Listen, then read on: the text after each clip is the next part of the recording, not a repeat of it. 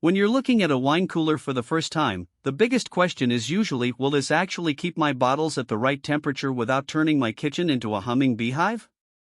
I get that a lot, especially from friends who are trying to step up from a regular fridge to something that feels a little more like a mini cellar. The idea of spending a few $100 on a unit that sits on a countertop or under a counter can feel risky, because if it's the wrong size or it's noisy, you end up with a piece of furniture you never use. Link is in the description if you want to check the product details on Amazon. So let's break down the Bottle 12 bottle, 32-liter wine cooler and see whether it's a practical upgrade or just another gadget that looks good on paper. I've spent a couple of weeks setting it up in a small apartment kitchen, testing how it handles a mix of reds, whites, and a couple of sparkling bottles, and I've also compared the experience to a friend's older, manually controlled cooler that's been in his basement for years. First off, the size. 12 bottles sounds modest, but 32 liters is actually a decent amount of internal volume. If you buy a standard 750 milliliters bottle, you can comfortably fit the 12 you'd expect, plus a few extra if you're willing to stack the smaller formats. The interior is all metal with a triple-layer wall system. That construction isn't just about looking sleek, it really does help with temperature stability. When I opened the door after a few minutes of the unit running, the interior temperature didn't swing dramatically, which is a good sign for preserving delicate aromas. The biggest draw is the touchscreen digital control paired with Bluetooth low-energy temperature management. You can set the temperature to anywhere between 41°F and 64°F, and the app lets you see the current reading and adjust it from your phone.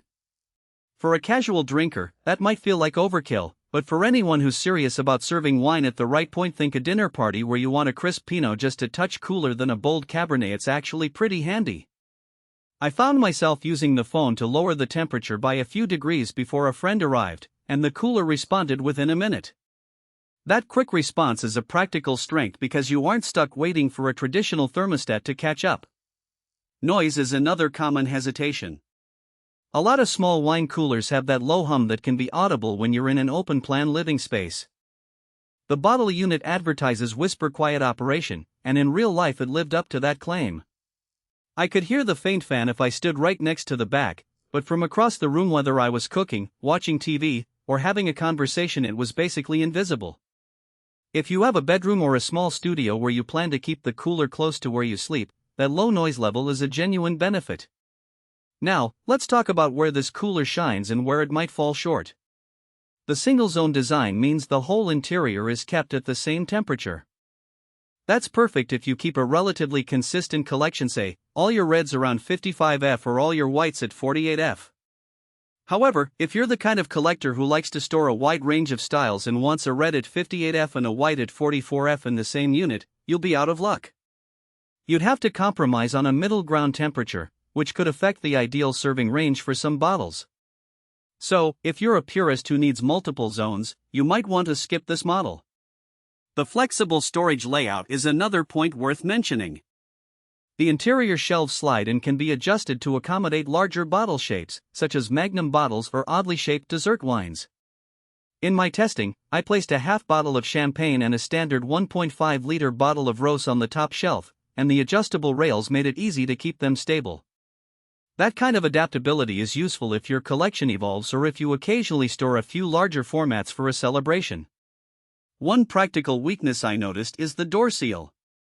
It feels tight enough to keep the cool air in, but over time the rubber gasket can wear, especially if you're opening the door several times a day for tastings. I didn't see any leakage during my short trial, but if you're planning to keep the cooler open frequently, like using it as a minibar during a party, you might want to keep an eye on that seal after a few months. Another subtle trade-off is placement. The unit is freestanding, meaning it needs a flat surface that can support its weight, about 80 pounds when fully stocked. In a small apartment, that can limit where you put it. I ended up placing it on a sturdy kitchen countertop near the sink, which works well because the heat from cooking doesn't affect it directly, but the cooler does add